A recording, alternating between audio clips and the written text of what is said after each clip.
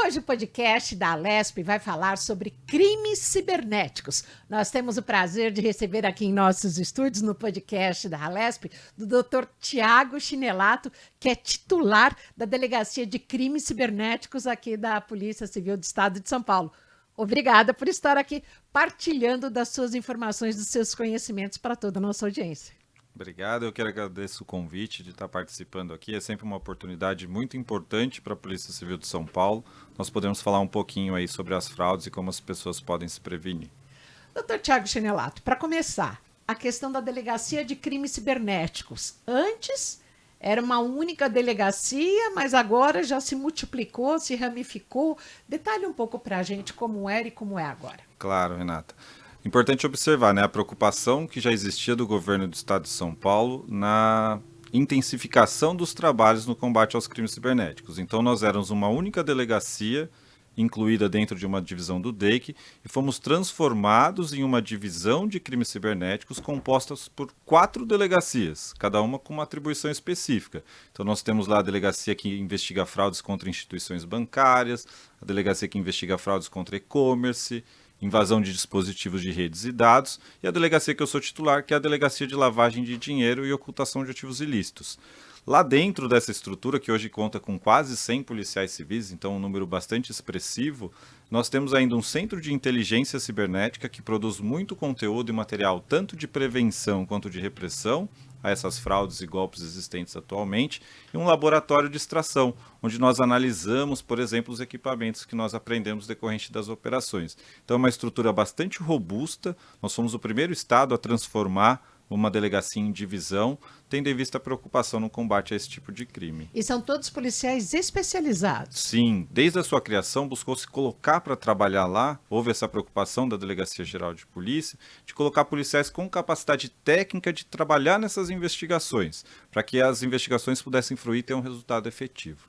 No caso, vocês têm, já que falamos aí do mundo global da internet, há parcerias e intercâmbios com polícias do mundo todo? Como que funciona isso? Essa é uma das partes mais relevantes do nosso trabalho e que garantem um sucesso, é a troca de informação. CIA, né? FBI. Isso, então nós temos troca de informações com as agências do mundo inteiro. Essa troca com as agências dos Estados Unidos é muito forte, nós temos troca de informação, trabalhos em que eles nos auxiliam, muitas vezes nós prestamos informações para eles também, mas vai além, por exemplo, de agências americanas. Atinge outros estados, América do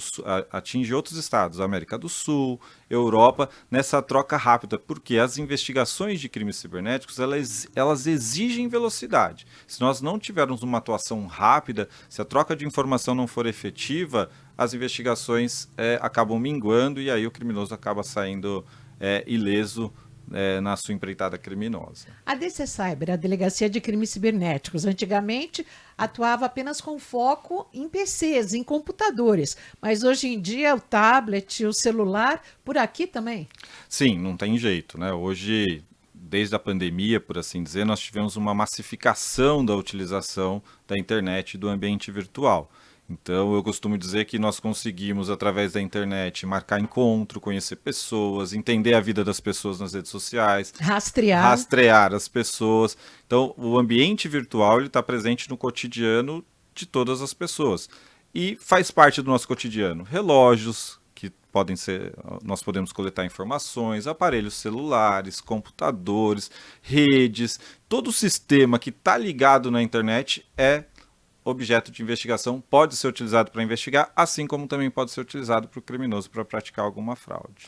Quais são os crimes mais comuns registrados pela Delegacia de Crimes Cibernéticos? A gente tem um atendimento, mas eu consigo falar especificamente das fraudes em geral, até fora do ambiente da divisão de crimes cibernéticos, né? Nós temos golpes que utilizam-se com frequência da engenharia social, né? Então, o que é engenharia social? Engenharia social a gente pode especificar como aquela... Para exemplificar, aquela ligação que você recebe da pessoa se passando pelo banco, te contando uma história. Então, é um processo que o criminoso usa para ludibriar a pessoa, para enganar a pessoa e assim ver satisfeita a vantagem criminosa. E o que a gente vê de fraude, de golpe, de fraude relacionada a isso, que traz um impacto na vida das pessoas com frequência? Aquele golpe do falso amor, onde a pessoa se passa por um namorado, está fora do país, O golpe em que a pessoa se passa por um parente ou um conhecido em aplicativos de mensagens são muito comuns, e também o golpe em que a pessoa se passa por uma instituição financeira ou bancária.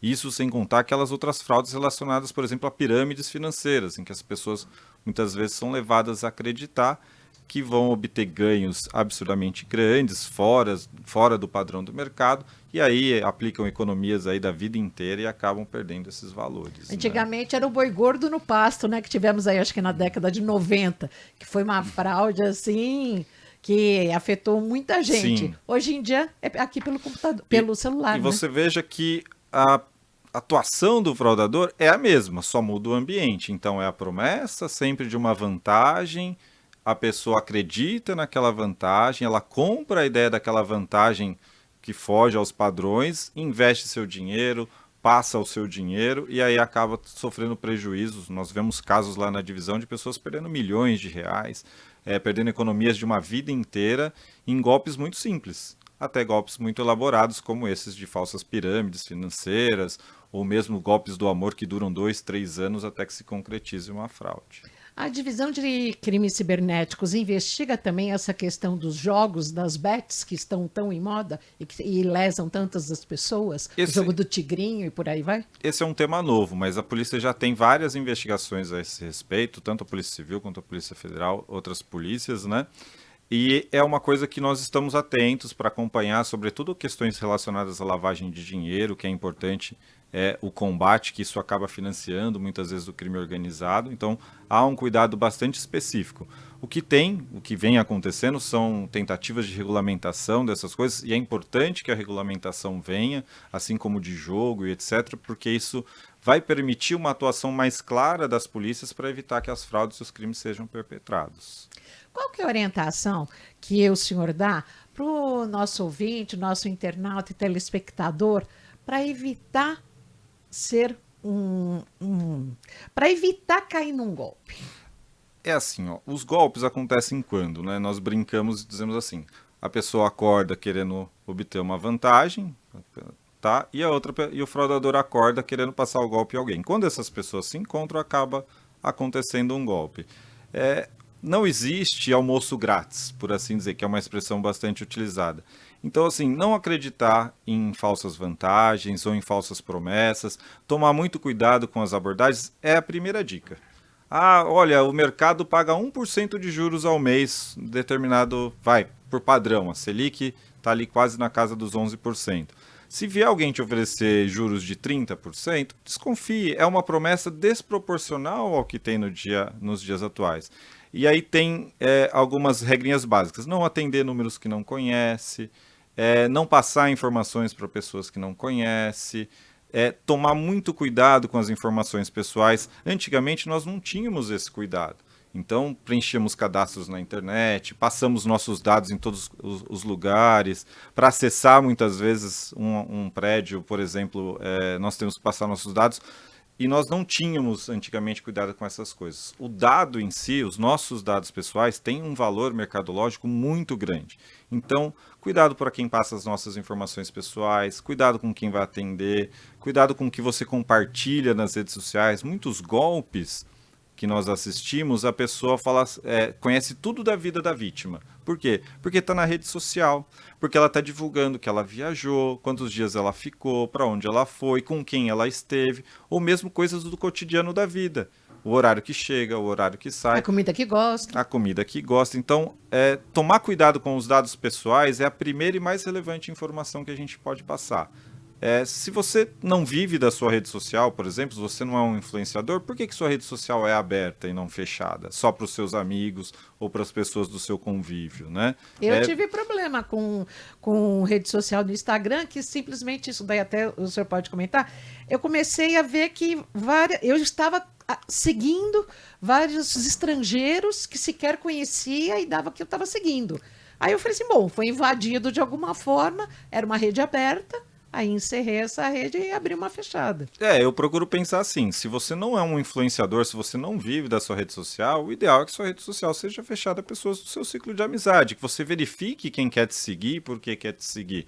Já é uma forma de você se precaver de ter vazadas informações pessoais. Por exemplo, uma pessoa casada e com filhos. Quem é seu filho? Quem é seu cônjuge? Qual o hábito daquela pessoa? Que veículo ela tem? Porque inconscientemente a gente divulga essas informações, mas para quem vai aplicar o golpe, para quem quer acesso à informação, ele vai observar, olha, ele tirou uma foto dentro do carro, é esse carro que a pessoa tem.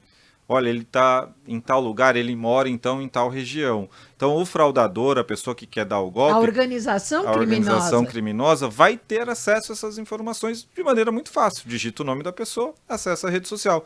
E isso combinado com os dados que já podem ter sido vazados em outro momento, em razão de cadastros diversos, é uma fonte de informação para o fraudador muito grande, né, que vai permitir uma abordagem muito direcionada, muito específica. Então, muitos registros de ocorrência, a pessoa fala assim, não, mas a pessoa que me ligou, ela sabia onde eu morava, ela sabia o nome do meu marido, ela sabe por quê? Em algum momento, eu tenho conta, em que clube eu frequento. Sabe tudo, por quê? Ou está na sua rede social, ou em algum momento esses dados foram vazados, porque nós não tínhamos essa preocupação.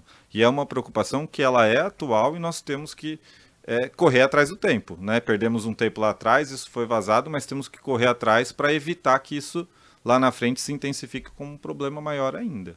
Doutor Tiago, o networking do golpista é a Dark Web, a Deep Web? Explica pra gente. Muitas informações trafegam nesses lugares, né? Então, nesses lugares, muitas vezes protegido pelo anonimato, nesses locais, né? O fraudador, ele busca, ele compra a base de dados, ele acessa mecanismos de fraude para depois replicar isso com relação às pessoas. Além disso, além da Dark Web, da Deep Web, muitas vezes grupos em aplicativos de mensagem são muito úteis para o fraudador, para ele obter informação e aplicar um golpe ou a tentativa do golpe. Por isso que a vítima, né, a vítima em potencial, ela tem que sempre se precaver, nunca acreditar nas falsas promessas.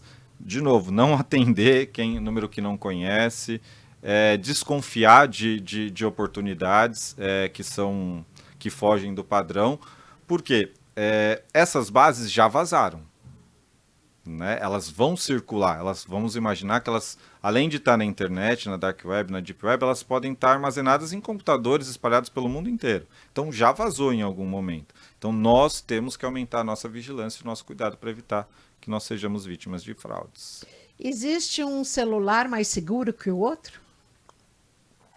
Nós geral, temos aí os principais, a Apple, a Samsung, tem o sistema Apple, o sistema Android. Em geral, eu digo que não. Sistema iOS, os celulares são seguros, né? Tanto que muitas vezes quando nós estamos diante de um golpe ou de uma fraude em que a pessoa é vítima de um roubo ou de um furto, é necessário a senha para acessar, é necessário o desbloqueio dessa senha, né? Mas é aquela a escolinha que encontraram na região da Santa Efigênia, onde os criminosos eram orientados a aprender como desbloquear celular. Então, mas muitas vezes esse desbloqueio é feito através de engenharia social. A pessoa se liga passando por um representante de algum aplicativo ou da própria empresa que fabrica o celular, digando assim, olha, eu sou representante da empresa tal, nós localizamos o seu celular. Então, para que nós possamos rastrear seu celular, eu preciso que você me passe a senha tal. A pessoa, às vezes, na euforia e tal, acaba acreditando. É golpe. A empresa não vai ligar para dizer que achou o seu aparelho telefônico, né? Então tem que tomar muito cuidado.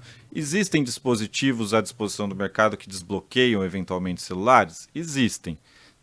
Em tese, eles estão à disposição de empresas privadas ou então do serviço público de uma maneira geral. Inclusive ferramentas não é fácil. Israelenses, não é? Sim, mas não é fácil. Tá? Exige um conhecimento técnico para utilizar. Por isso que eu consigo afirmar que boa parte dos casos, se não quase a totalidade deles, esse desbloqueio ocorre por engenharia social ou no momento do roubo. Mas o celular, ele é seguro. O que acontece é que muitas vezes o usuário no cotidiano da vida dele, ele não atualiza o seu aparelho, ele não liga todas as informações ou todos os dispositivos de segurança. Então vou dar um exemplo muito simples que aí o ouvinte, quem está acompanhando a gente, já pode até verificar nos aplicativos bancários dele. Todo aplicativo bancário tem um fator de recuperação de senha. Geralmente, o fator de recuperação de senha desse aparelho telefônico ou desse aplicativo para acessar o banco é um endereço de e-mail. Onde está cadastrado o endereço de e-mail dessa pessoa? No próprio celular. Então, o fraudador vai conseguir ter acesso. Tá? Então, são exemplos de mecanismos de segurança que no cotidiano nós não ficamos atentos. Então, posso, por exemplo, eu uso um aparelho da Apple. Atualmente, houve uma atualização em que todos os aplicativos podem ser condicionados à sua abertura ao reconhecimento facial. É um dispositivo de segurança. Se a gente perguntar, se nós perguntarmos para as pessoas que utilizam, se elas já atualizaram para essa versão e aplicaram esse mecanismo de segurança, boa parte vai dizer que não, porque não teve tempo, porque talvez ache que não seja necessário. O Android recentemente criou um mecanismo para evitar, quando a pessoa é vítima de roubo, para bloquear o celular, para conseguir fazer esse bloqueio. Nós, quando vamos registrar as ocorrências, nós questionamos as pessoas. Olha, você já ativou esse dispositivo? A resposta é quase sempre, não ativei, não tinha esse conhecimento. Então, é importante que as pessoas, para se prevenirem na utilização dos seus dispositivos eletrônicos, que elas mantenham eles atualizados sempre, sempre atualizados, e que elas ativem todos os mecanismos de segurança. É chato? Já imaginou toda vez que você for abrir um dispositivo, você tem que fazer o reconhecimento facial ou você tem que digitar uma senha? É chato, mas isso vai trazer uma segurança. Você não precisa fazer isso em todos os seus dispositivos. Faz, por exemplo, nos dispositivos de instituições financeiras, onde você circula seu dinheiro, no seu aplicativo de mensagem, porque isso evita que o fraudador vá, por exemplo, na posse do seu celular, ter acesso ao seu hall de amigos, ao seu hall de contatos. Tudo isso são mecanismos relevantes e que, invariavelmente, as pessoas não utilizam. E uma coisa também, principalmente aí com aplicativos financeiros, acho que a pessoa precisa também ficar esperta, né? Porque se ela abre sempre de uma forma, ela abre sempre ou com a biometria ou com o registro facial, e naquele momento está pedindo a senha, opa, peraí. Sim, tem que eu desconfiar. não digitei nada errado para estar pedindo a senha Tem direto. que desconfiar. Fecha o aplicativo e abre de novo. Sim. Para ver se ele vai retornar da forma que... Porque você não fez nada para ter... E, Renata, sabe o que a gente vê bastante? A pessoa fala assim, eu recebi uma ligação e o banco pediu para eu reinstalar o meu aplicativo. O banco não vai pedir para a pessoa reinstalar o aplicativo. É uma fraude. Ele vai instalar um aplicativo onde ele vai capturar as informações dessa pessoa, ele vai pedir dados dessa pessoa para fazer, eventualmente, alguma outra fraude. Então, ativar os mecanismos de segurança no celular, conferir... boa parte dos aplicativos, até os de mensagem, tem duplo fator de autenticação, que a gente chama, né? Ativa. Ah, dá trabalho? Dá, mas vai lá ativar. Você vai gastar 2 minutos do seu tempo e qualquer pesquisa na internet ensina você a fazer isso. Como ativar... Doutor, vamos falar sério. O problema é que eles vão falar assim, não, então você tem que criar uma senha criptografada de 25 números, não sei o que, para lembrar, para reinstalar ou para reativar. Não, assim, dá trabalho, mas a gente tem que fazer. Nós temos que correr atrás da segurança. Com o WhatsApp, eu fui reinstalar, perdi tudo. Não pode perder a senha, tem que guardar. Mas a ideia é que você guarde num local seguro. Anota essa senha e guarde na sua casa. Um papelzinho, né? Se você for vítima de um furto, de um roubo na rua, enfim, isso for ser concluído num golpe, você vai ter lá o seu mecanismo em casa, a senha para recuperar e vai tomar as providências necessárias, né? Dos bancários, tira a recuperação de senha do e-mail que está no celular ou no computador. Faz um e-mail específico. Faz um outro e-mail, ou então bloqueia o acesso a esse e-mail com um grau de segurança maior. Porque assim, os dispositivos eles são seguros. É que o fraudador ele vai olhar, ele vai sempre tentar ludibriar os mecanismos de segurança. Se a pessoa não toma cuidado, naturalmente ela vai ser vítima. Eu vou dar um exemplo de uma fraude que ocorreu alguns anos atrás, em que assim, a senha da pessoa era a data de aniversário dela. E aonde estava a data de aniversário dela quando ela foi subtraída? No aplicativo de saúde que ela tinha no celular dela. O fraudador conseguiu, muito rapidamente, conseguiu acesso a essa informação. Subtraiu o celular dela, foi um furto da pessoa, da vítima, pegou, olhou os aplicativos e falou, data de aniversário, testou, data de aniversário, conseguiu acessar o aplicativo bancário e fazer as transações necessárias. Então, esse cuidado, senhas mais robustas, ainda que você tenha que armazenar isso na sua residência, você não vai sair com isso, e ativar os mecanismos de segurança do celular são fundamentais para que a pessoa, se não evitar, diminuir o risco de ser vítima de uma fraude, de um prejuízo financeiro. Muitos celulares, doutor Tiago, têm a pasta segura. É segura mesmo? Ela é segura se ela for protegida com uma senha robusta, né?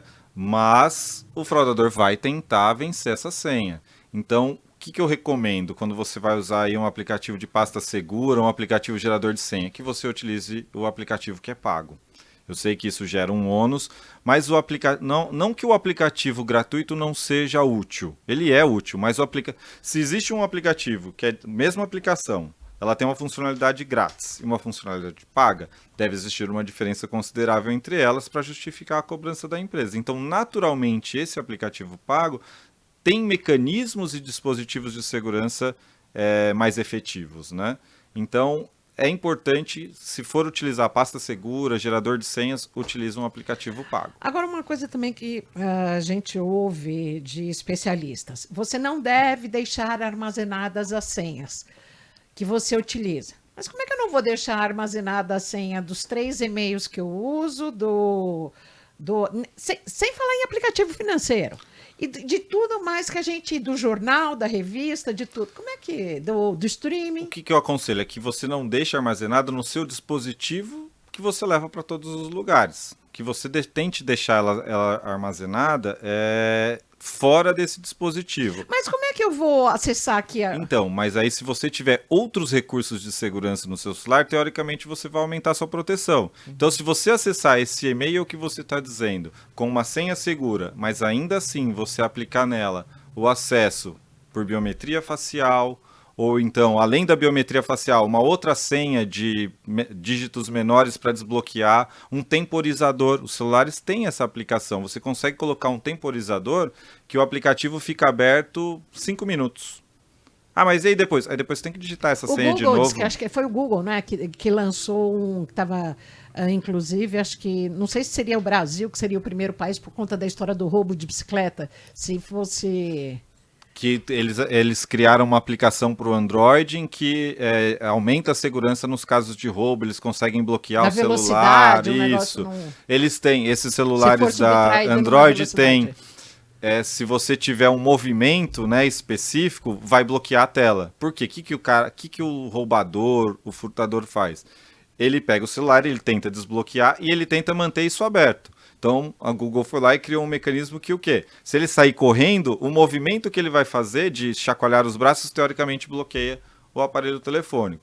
Então, as empresas também estão atentas à dinâmica necessária para diminuir as fraudes, para evitar que o fraudador tenha acesso. Mas é a briga do gato e do rato, cria-se um mecanismo de segurança, tem lá 1000 cabeças pensantes tentando burlar esse mecanismo de segurança para ver as fraudes satisfeitas, né? O que são links maliciosos, por onde eles chegam e como que a gente pode desconfiar? Os links maliciosos são um problema, né?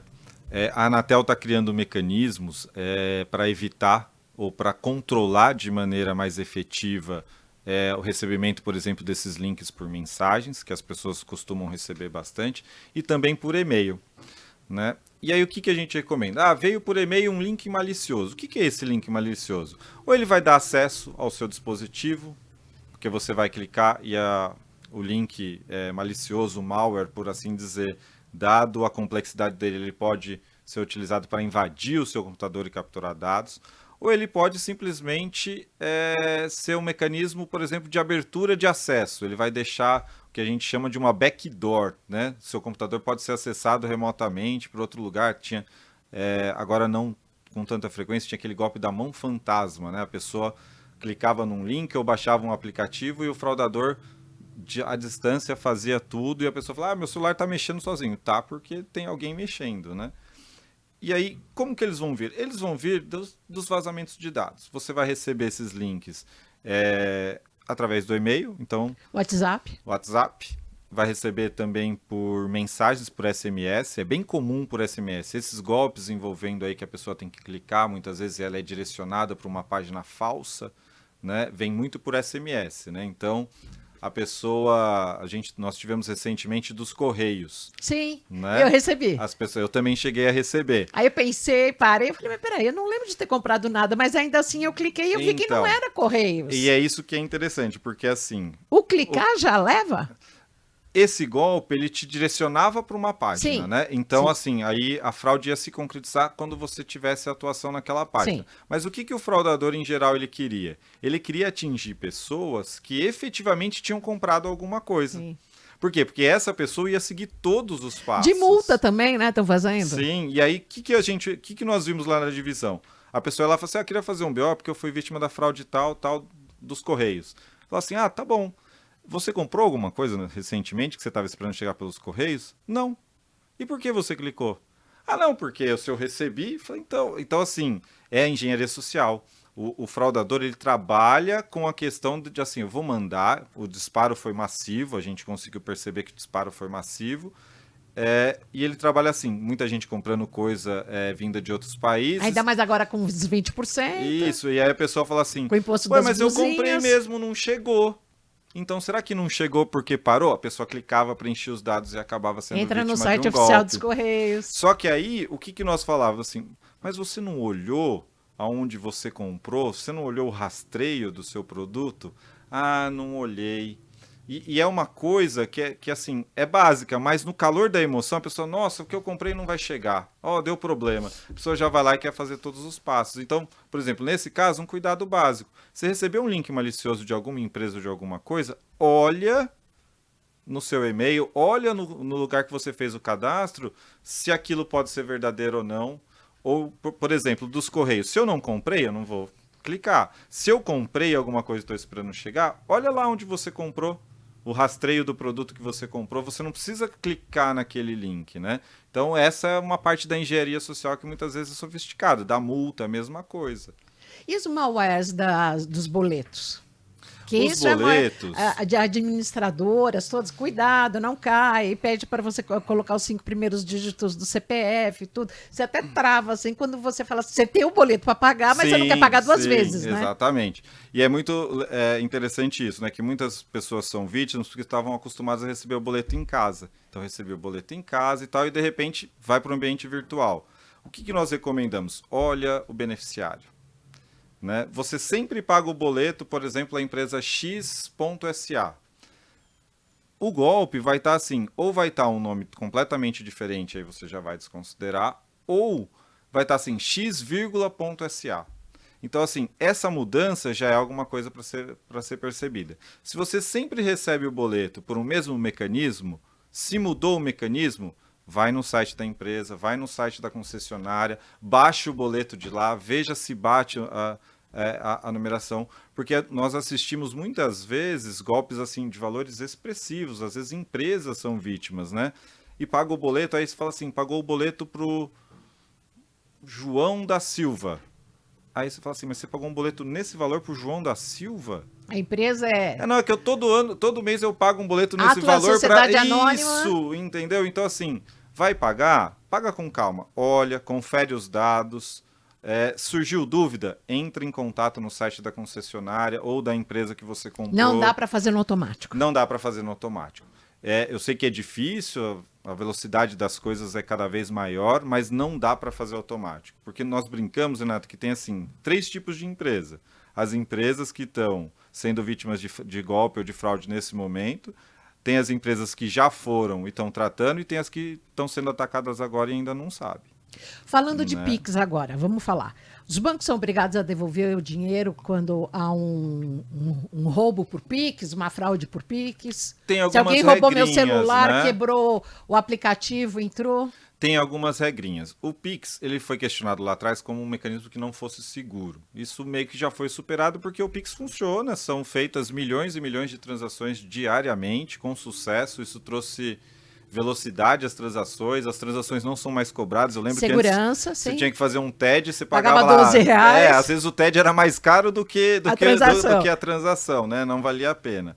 Mas assim, os bancos têm algumas regras e as decisões judiciais estão vindo aí para especificar. O que a gente acompanha é assim, quando há uma atuação muito efetiva da vítima, a vítima passa a senha, a vítima faz por conta, muitas vezes ela não vai ser ressarcida, dada o fato de que ela não atendeu aos requisitos de segurança e ela acabou tendo uma atuação ativa. Quando é uma fraude, então assim, invadiram a conta da pessoa, fizeram um Pix, a gente tem visto que muitas vezes o ressarcimento ocorre, porque aí não é uma falha do usuário, né? 90% de todas as fraudes e golpes tem falha do usuário. E aí muitas vezes essa pessoa vai acabar perdendo mesmo o dinheiro, porque ela fez o pagamento, ela fez a transação. Atualmente tem o MED, né, que é o mecanismo de devolução do Pix. Que também já tem golpe aí. Que também já tem golpe, então tem que ficar atento. Mas o que acontece? O Banco Central, a gente tem muitas reuniões, muitos encontros para tratar ou da fraude, de como combater, para falar sobre isso, né, para debater sobre isso.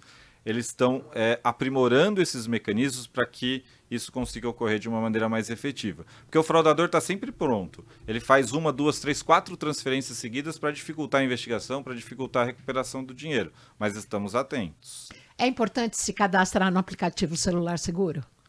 Eu acho importante. Eu acho que tudo que é mecanismo de segurança à disposição nós temos que fazer, né? Sobretudo quando você não é um usuário avançado, né, que você não conhece, talvez, mecanismos de segurança mais aprimorados. Então, assim, os mecanismos básicos de segurança são importantes da gente observar. Anote o e-mail e deixe em casa. Anote o e-mail, deixe em casa. Foi vítima de furto ou de roubo, registra a ocorrência. Nós temos muitos registros que não chegam ao conhecimento da polícia. Registra a ocorrência, dá para fazer de casa pela delegacia eletrônica. Você entra, faz o registro, coloca o e-mail, o celular vai ser bloqueado, checa se o celular está bloqueado para que ele não volte a ser utilizado.